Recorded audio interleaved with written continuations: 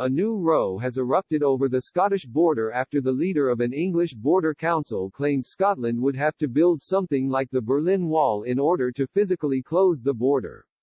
Earlier this year, Nicola Sturgeon warned she would not rule out forcing visitors coming to Scotland from England, Wales and Northern Ireland to face isolation measures in the wake of the coronavirus crisis. The threat led to fears over a hard border between Scotland and the rest of the UK, particularly as the SNP leader continues to drive for independence.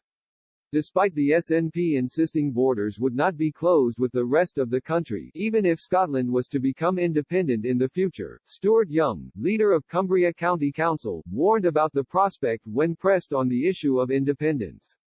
CLLR Young said, if they were to join the EU there would be a hard border. Look at the whole debate with Ireland, we either have a border on the land or a border in the sea.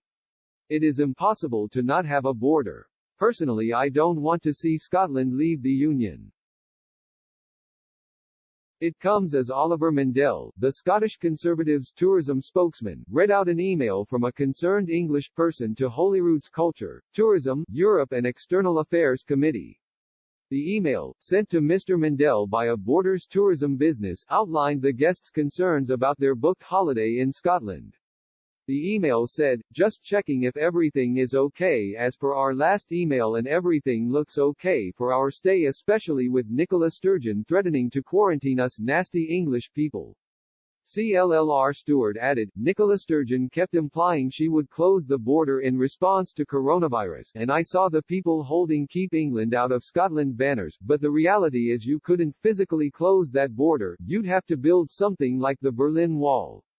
Earlier this year, First Minister Nicola Sturgeon warned she would not rule out forcing people coming to Scotland from England, Wales and Northern Ireland to face isolation measures if the COVID crisis escalated out of control.